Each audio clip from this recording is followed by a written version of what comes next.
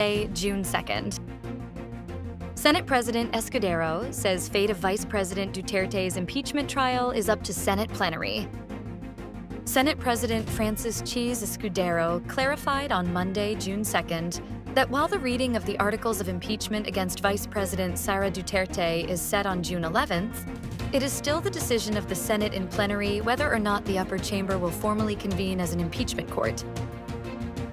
In a press conference, Escudero said he initially set June 11th for the reading of the articles of impeachment in line with Senate impeachment rules, which give the Senate president the authority to schedule such matters. However, he stressed that the Senate plenary remains the final authority, and it may vote to uphold, modify, or reject that date.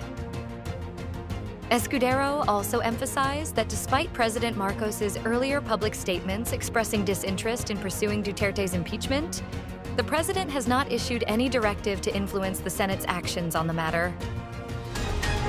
Newly installed PNP Chief General Torre vows 3-minute police response as he takes over top PNP post. Newly installed Philippine National Police Chief General Nicolas Torre III has committed to implement and institutionalize a 3-minute police response in Metro Manila and other urban areas across the country, as part of the new strategy to make the presence of policemen felt in the community. President Marcos earlier tasked the police force to deploy more policemen on the streets and to ensure police visibility in the communities. And for Torre, the 3-minute police response is the answer.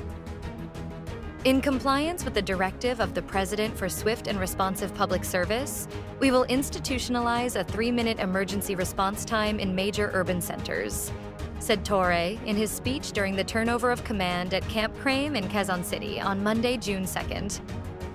This is not just a benchmark. It is a lifeline. Every call for help deserves immediate attention and action. We will be present, he added. Philippines sees world's fastest rise in new HIV cases. The Department of Health calls for public health emergency. Department of Health Secretary Ted Herbosa has urged President Marcos to declare a national public health emergency over human immunodeficiency virus, warning that the Philippines now records the highest increase in new HIV cases in the world.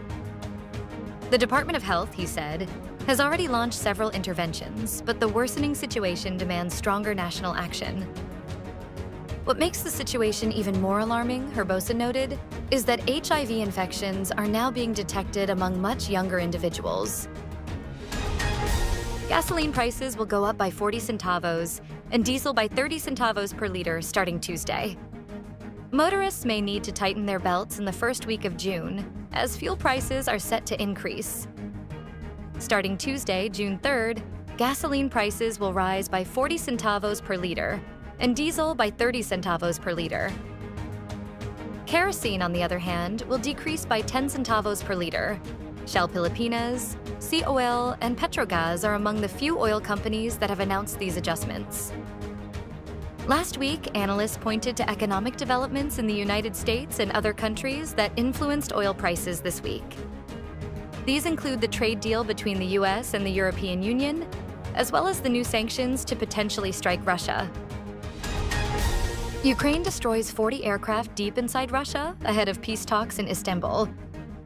A Ukrainian drone attack has destroyed more than 40 Russian planes deep in Russia's territory, Ukraine's security service said on Sunday, while Moscow pounded Ukraine with missiles and drones just hours before a new round of direct peace talks in Istanbul.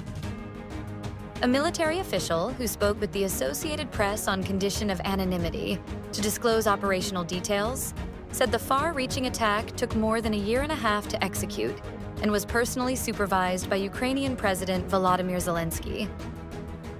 In his evening address, Zelensky said that 117 drones had been used in the operation. He claimed the operation had been headquartered out of an office next to the local FSB headquarters. The FSB is the Russian Intelligence and Security Service. Stay updated with the latest news. Visit our website at www.mb.com.ph or follow us on social media.